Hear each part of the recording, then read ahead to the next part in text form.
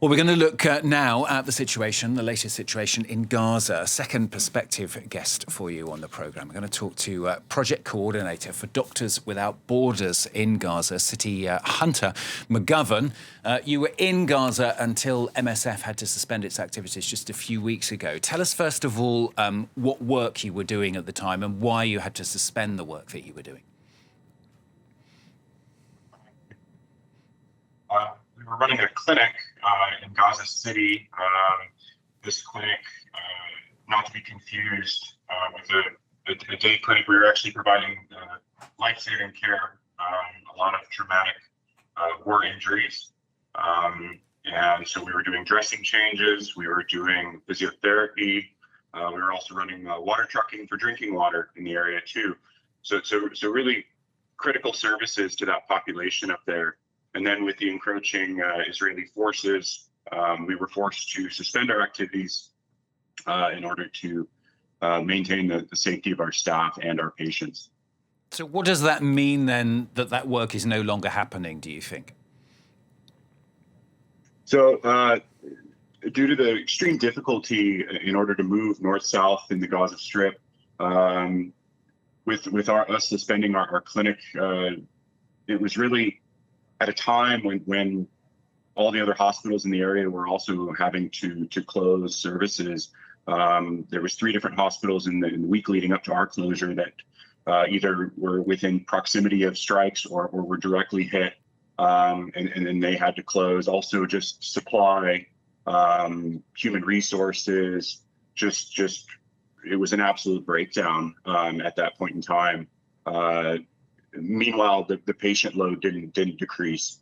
So healthcare facilities shutting down, basic services like drinking water shutting down, and then the proximity of the forces getting closer and closer, forcing us to close as well. Meanwhile, the patients are still there, still needing care. So what was life like for people when you were there trying to cope amid all of that? So I was in Gaza City for just about 4 weeks. Just not a single minute of peace. There's drones in the sky constantly. There's air bombardments almost all the time. Really, the 10 minutes don't go by without just the noise of either the destruction of buildings or the drone strikes. It's just constant. And then the drone noise. You know, as I mentioned before. It's 24 hours a day. It's loud, and it's just constantly buzzing above your head. It's quite the experience psychologically to be there.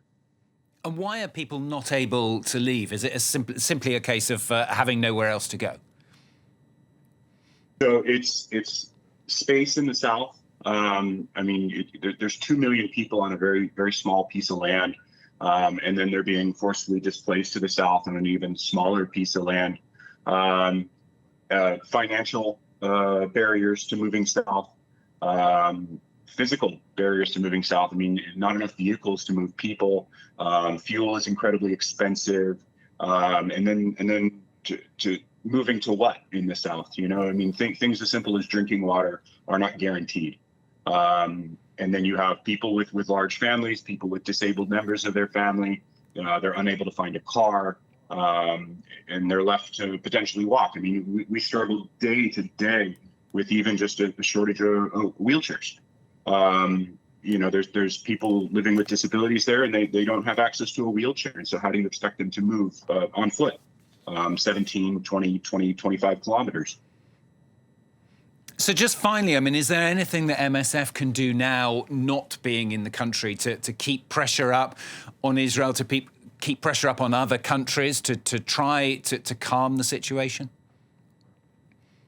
So MSF is still on the Gaza Strip. They're in the central areas and the southern areas, still operating in very large capacities. Hunter McGovern, good to talk to you on the programme today. Hunter McGovern there joining us from MSF, Doctors Without Borders, of course.